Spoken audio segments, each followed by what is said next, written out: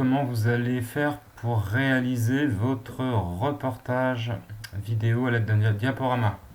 Alors, pour commencer, quel est le logiciel que j'utilise et qui me permet actuellement de parler sur mon écran que vous voyez là? On est d'accord? Vous ne me voyez pas, vous m'entendez.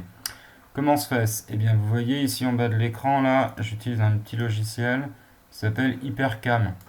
HyperCam, c'est un logiciel qui fait des captures vidéo de votre écran et sur lequel vous pouvez parler en voix off.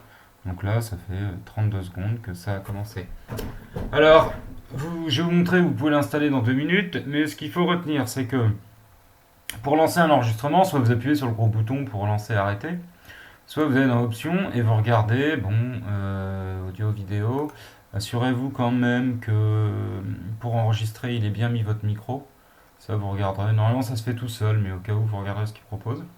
Alors surtout, vous allez dans l'interface. Dans l'interface, vous avez les raccourcis pour lancer ou éteindre la vidéo. En appuyant sur F2, on démarre une vidéo, et sur F3, on l'arrête. Pour faire des captures d'écran, c'est F4, mais ça vous concerne moins. Alors, vous pouvez d'ailleurs changer la langue là. Je ne sais pas s'il y a une version française, donc au pire, vous prendrez un dico en anglais, puis vous chercherez le sens des mots. Hein. Vous êtes des jeunes un peu dynamiques, et puis génération numérique, donc English.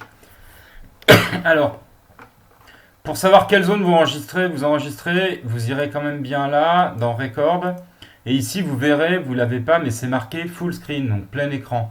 Et assurez-vous que vous avez bien tout autour de votre écran un liseré, donc une ligne rouge. C'est la ligne qui vous indique ce que vous capturez. Parce que vous pouvez la réduire, enregistrer que des morceaux de l'écran, mais là, il vous faut du plein écran. Donc vous ferez des tests, hein, évidemment.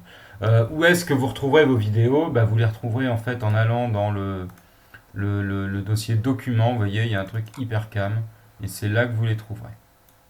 Vous voyez, là, vous avez tout un tas de fichiers, dont celui que je suis en train d'enregistrer. Alors, autrement, comment on trouve HyperCam? Eh bien, c'est simple, vous tapez HyperCam dans Google. Voilà, HyperCam 4, c'est le nom de la version. Hop, et puis vous pouvez le télécharger. Alors, vous pouvez aller sur cette adresse-là que j'avais pris, Solvay HyperCam Softonic. Mais sinon, vous pourrez la trouver autrement sans trop de problème. Après, ça s'installe facilement. Alors, si vous n'avez pas de PC, mais que vous avez un Mac, formidable, vous tapez enregistrer votre écran dans QuickTime Player. D'accord? Vous tapez ça dans la barre des recherches.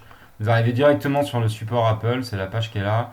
Et ça vous explique comment enregistrer votre écran en parlant comme je le fais avec QuickTime. C'est-à-dire que ceux qui ont un Mac a déjà un logiciel qui permet de le faire.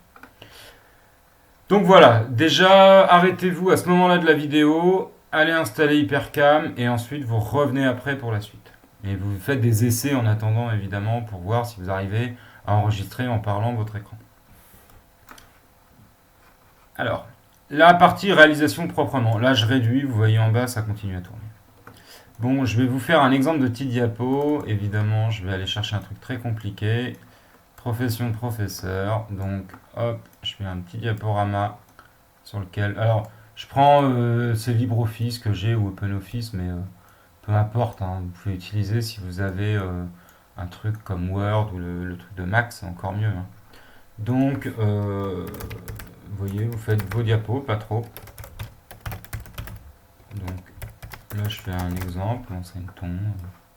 Tac. Je mets quelques petites illustrations. Donc, je prépare mon diaporama.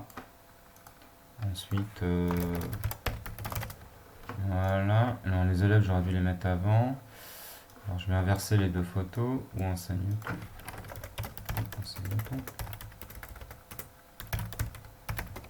Donc, vous voyez que je n'écris pas mon texte. D'accord ?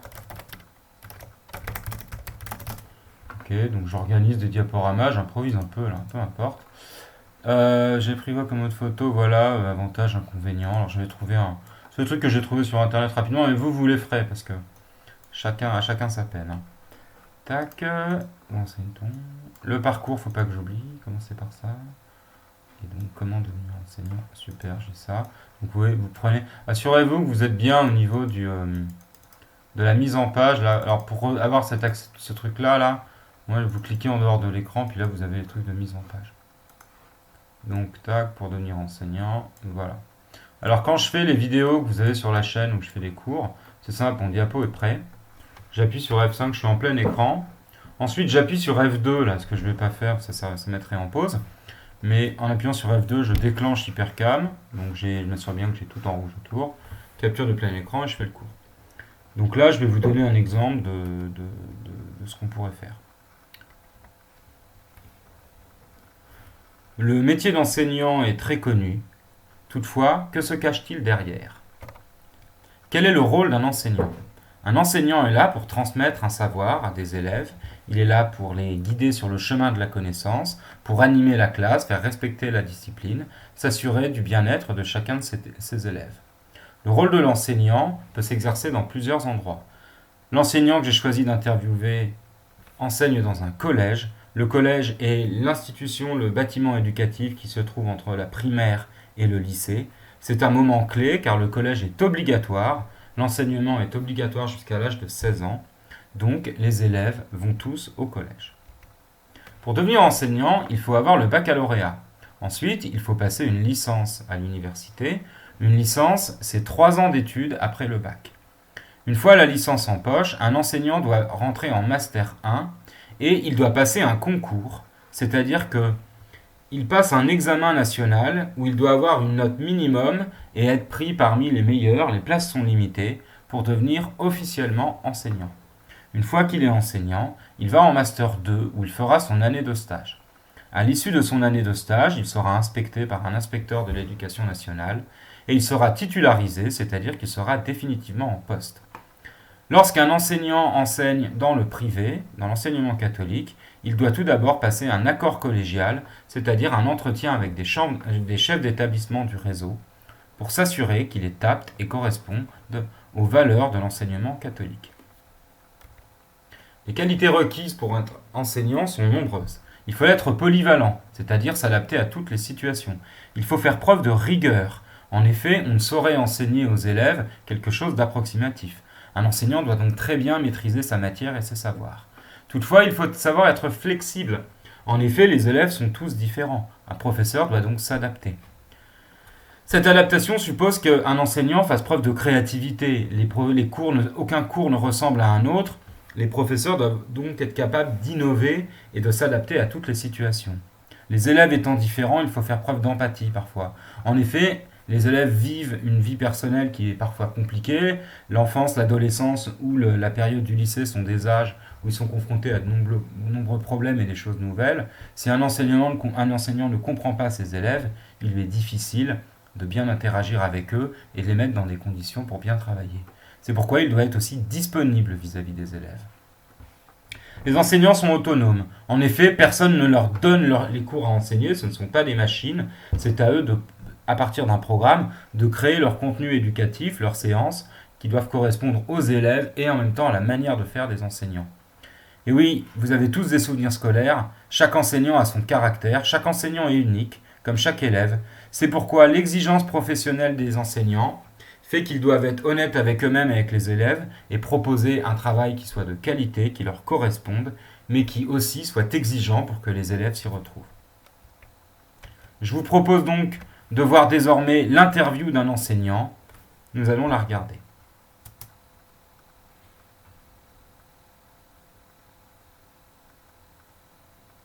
Et là, ça ne marche pas, et je vais vous expliquer pourquoi. Donc, pourquoi elle ne marche pas cette interview? Parce que j'avais mis mon fichier vidéo quand je l'ai rentré. Il était, vous voyez, il est là, le fichier. C'est une interview que j'ai retrouvée sur YouTube. L'interview était là. Et puis j'ai dit, oh, je mets tous mes documents dans le diapo. Ce que je vous ai demandé de faire. C'est Salut. Attendez, je ferme ça. Hop, je vais la relancer. Donc n'oubliez pas, pour éviter que ça vous arrive le jour J, vous mettez bien, vous laissez votre fichier vidéo dans un petit répertoire où il y a les photos, il y a tout pour que le diapo sache les retrouver. Ensuite, vous faites insertion. Vidéo et son. D'accord? Tac, diapo. Vous allez chercher le dossier. Vous le mettez là, ça apparaît comme ça. Alors là, vous voyez, par exemple, il apparaît plus gros que le fichier, donc il faut le réduire. J'ai un petit bug d'affichage, mais peu importe. Ça ne va pas empêcher de le faire. Je dézoome. Et donc, en fait, il faut que l'encadré gris, là, vous voyez que le fichier, il faut que vous le fassiez correspondre à peu près à la taille de la vidéo. Sinon, c'est simple, quand vous serez en plein écran, il ne va pas s'afficher partout. Alors, je vais y arriver. Il faut réduire, hein, ça. C'est pas très long, ça dépend de la taille du fichier. Vous faites ça proprement. De De toute façon, vous ferez des essais avant. Donc, vous voyez, je le mets à peu près à la bonne taille. Si ça dépasse s'il y a 1 ou 2 mm, c'est pas grave, ça se verra pas au moment où on passera en plein écran. Et hop, voilà, je le fais correspondre. Et donc là où ça marchait pas avant, bah, vous allez voir, je reviens en arrière. Donc qualité requise, tout ça, blablabla, force de caractère, exigence professionnelle. Je vous propose désormais de découvrir l'interview d'un enseignant que j'ai réalisé. Bon, moi je l'ai retrouvé sur internet. Donc vous appuyez sur la touche espace, vous passez à la diapo suivante. Et là, hop. Salut. C'est Juliette. Voilà, ça lance automatiquement la vidéo, etc. Une fois qu'elle est passée cette vidéo, bah, vous appuyez encore sur espace et là vous arrivez à la diapo de fin. Je vous laisse en lire le texte. Donc si vous avez des questions, mais soit on en parle en classe, d'accord, il y a encore un peu de temps avant que vous deviez nous rendre le truc, soit vous mettez vos questions en commentaire sur cette vidéo, d'accord. Comme ça, quand je vous répondrai, d'autres auront peut-être les mêmes questions et vous trouverez ça. Je mettrai dans le descriptif de la vidéo, je mettrai un lien vers Hypercam, vers le Mac, et puis voilà. Bon, j'espère que vous comprenez un petit peu ce qu'on attend de vous. Allez, je vous remercie. Donc là, j'appuie sur F3, ce qui va arrêter la vidéo, et puis à vous de vous y mettre.